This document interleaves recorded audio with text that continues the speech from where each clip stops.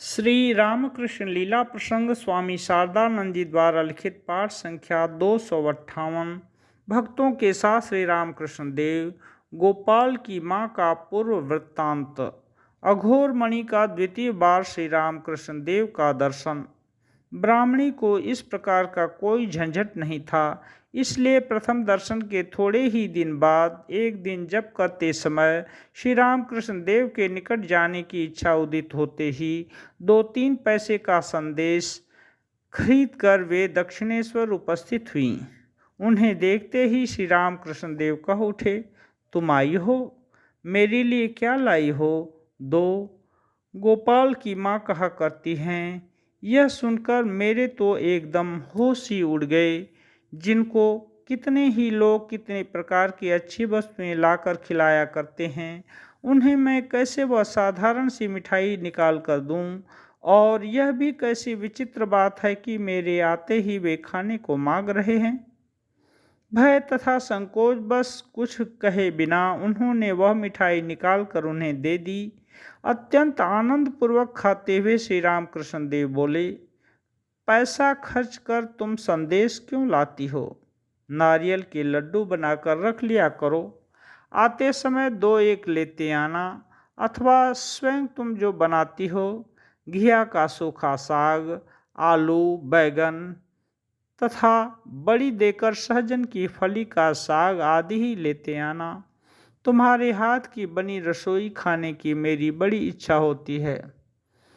गोपाल की माँ कहा करती हैं, धर्म कर्म की बातें तो दूर रही, केवल इस तरह खाने की ही बातें होने लगीं। मैंने सोचा कि साधु दर्शन के लिए मैं आई, सिर्फ खाने की ही बात, सिर्फ खाने की ही बात। मैं तो गरीब हूँ, मेरे लिए इस प्रकार खिलाना कैसे संभव हो सकता है? जाने दो, आगे फिर कभी नहीं आऊँगी। किंतु लौटते समय ज्यों ही मैंने दक्षिणेश्वर की चौखट से आगे पैर रखा, तत्काल ही पीछे से मानो वे मुझे खींचने लगे। किसी तरह आगे बढ़ना मेरे लिए संभव नहीं हुआ। अपने मन को बहुत कुछ समझाती बुझाती बलपूर्वक अपने पैरों को खींचकर तब कहीं मैं कामारहाटी लौटी। इसके 2-4 दिन बाद ही पुनः कामारहाटी की ब्राह्मणी अपने हाथों में सूखा साग ले 3 मील पैदल चलकर श्री रामकृष्ण देव के दर्शनार्थ उपस्थित हुई। श्री रामकृष्ण देव भी उनके आते ही पहले की तरह उसे मांग कर खाने के पश्चात बोले, आहा, कितना उत्तम स्वाद है, मानो अमृत है, मानो अमृत है। और यह कहकर वे आनंद मनाने लगे। उस आनंद को देखकर गोपाल की माँ की आंखें डबडबा उठीं। उन्होंने सोचा कि वे तो गरीब हैं, इसीलिए श्री रामकृष्ण देव उनकी इस सामान्य वस्तु की इतनी प्रशंसा कर रहे हैं। इस तरह 2-4 महीने तक दक्षिणेश्वर में उनका अधिकाधिक आना जाना होता रहा। जिस दिन वे जो कुछ बनाती थीं, रुचिकर प्रतीत होते ही श्री रामकृष्ण देव के दर्शनार्थ आते समय वे उस वस्तु को उसे साथ ले आया करती थीं। श्री रामकृष्ण देव भी अत्यंत आनंदपूर्वक उसे ग्रहण करते थे और कभी कभी किसी सामान्य वस्तु को ही, जैसे सुसनी का साग यानी जल में उत्पन्न होने वाला एक प्रकार का साग, कलमी का साग यानी डंठल युक्त एक प्रकार का साग इत्यादि लाने के लिए वे अनुरोध किया करते थे। केवल यह लाओ वह लाओ और मुझे यह खाने की इच्छा है, इन बातों से घबराकर गोपाल की माँ कभी कभी यह सोचा करती थीं कि गोपाल, तुम्हें पुकार कर मुझे यह क्या फल मिला? तुमने ऐसे साधु के समीप मुझे लाया जो हमेशा खाने को ही मांगता है। अब मैं आगे नहीं आऊँगी। किंतु यह कैसा जबरदस्त आकर्षण था। दूर पहुँचते ही पुनः किस दिन किस समय उनसे मिला जाए, मन में यही चिंतन होने लगता था। श्री रामकृष्ण देव का गोविंद बाबू के बगीचे में आगमन। इन्हीं दिनों श्री रामकृष्ण देव भी गोविंद बाबू के कामारहाटी के बगीचे में एक बार जा चुके थे तथा वहां पर श्री विग्रह की सेवा आदि देखकर अत्यंत आनंदित हुए थे। उस बार श्री विग्रह के सम्मुख कीर्तनादि करने के पश्चात प्रसाद पाकर वे दक्षिणेश्वर लौटे थे। कीर्तन के समय उनके अद्भुत भावावेश को देखकर गोविंद बाबू की पत्नी तथा अन्य सब विशेष मुग्ध हुए थे, किंतु गोस्वामी पादों के हृदय में कहीं इस आशंका से कि उन्हें अपना प्रभुत्व न खो देना पड़े, ईर्ष्या द्वेष का थोड़ा बहुत उदय हुआ था या नहीं, कहना अत्यंत कठिन है। ऐसा सुना जाता है कि वैसा ही हुआ था। रात के 2 बजे उठकर शौचादि से निवृत्त हो 3 बजे से जप करने बैठना कामारहाटी की ब्राह्मणी का बहुत दिनों का अभ्यास था। तदनंतर प्रातःकाल 8-9 बजे जब समाप्त कर नहाने के पश्चात वे श्री राधा कृष्ण जी के दर्शन तथा उनके सेवा कार्यों में यथासाध्य सहायता प्रदान किया करती थीं।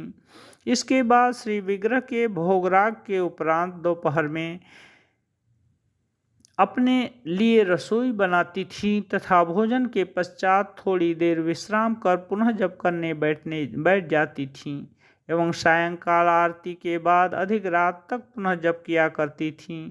तदनंतर थोड़ा सा दूध पीकर कुछ घंटे आराम करती थीं। स्वभावतः ही वे वायु प्रधान धातु की थीं, अतः उनको नींद भी कम आती थी।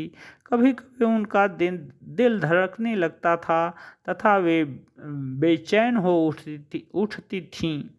यह सुनकर श्री रामकृष्ण देव ने कहा था, यह तुम्हारी हरि वायु है, उसके बिना तुम किसके सहारे जीवन व्यतीत करोगी।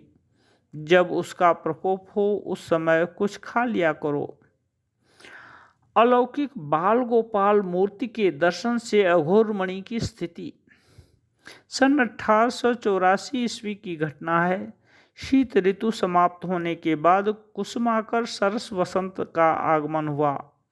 पत्र पुष्प तथा संगीत से परिपूर्ण वसुंधरा मानो एक अपूर्व उन्मत्तता में जाग उठी है। उस उन्मत्तता में कोई भेदभाव नहीं है, किंतु जीवों की प्रवृत्ति में विभिन्नता विद्यमान है। अच्छी या बुरी, जिसकी जैसी प्रवृत्ति तथा संस्कार है, उसके समीप उसका विकास भी तदनुरूप है। साधु सद्विषयक नवजागरण में जाग उठे हैं, असाधु का जागरण भिन्न प्रकार का है, इतना ही भेद है। उस समय एक दिन कामारहाटी की ब्राह्मणी रात के 3 बजे जप करने बैठी हुई थीं। जब समाप्त होने पर इष्ट देव को जब समर्पण करने के पूर्व जब वे प्राणायाम कर रही थीं, उस समय उन्होंने देखा कि श्री रामकृष्ण देव उनके समीप बाईं ओर बैठे हुए हैं तथा उनके दाहिने हाथ की मानो मुट्ठी बंधी हुई है। दक्षिणेश्वर में उनको श्री रामकृष्ण देव के जैसे दर्शन प्राप्त होते थे, उस समय भी वह उतना ही स्पष्ट तथा सजीव था। उन्होंने सोचा कि यह मैं क्या देख रही हूँ, इस समय यहाँ एक कहाँ से तथा कैसे उपस्थित हुए। गोपाल की माँ कहा करती हैं। मैं अवाक रह गई तथा उनकी ओर देखती हुई कैसे यह संभव हुआ सोच ही रही थी कि उधर गोपाल यानी श्री रामकृष्ण देव को वे गोपाल कहा करती थीं, वहाँ बैठे हुए मुस्करा रहे थे। तदनंतर साहसपूर्वक मैंने अपने बाएं हाथ से गोपाल के यानी श्री रामकृष्ण देव के बाएं हाथ को पकड़ा ही था कि तत्काल वह मूर्ति कहीं अंतर्हित हो गई तथा उसके भीतर से 10 महीने का एक सचमुच का गोपाल अपने हाथों से आकार दिखाती हुई इस आकार का एक बालक निकल आया तथा घुटनों से चलता हुआ वह अपना एक हाथ उठाकर मेरे मुंह की ओर देखकर, आहा कैसा सुंदर अपूर्व रूप, कैसी चितवन, बोला, माँ मुझे नवनीत दो। मैं तो यह देखकर मानो एकदम अचेत सी हो गई। कैसी विचित्र घटना थी। चिल्लाकर मैं रो उठी। वह कोई साधारण चिल्लाहट नहीं थी। घर पर कोई नहीं था, अन्यथा लोगों की जमघट हो जाती।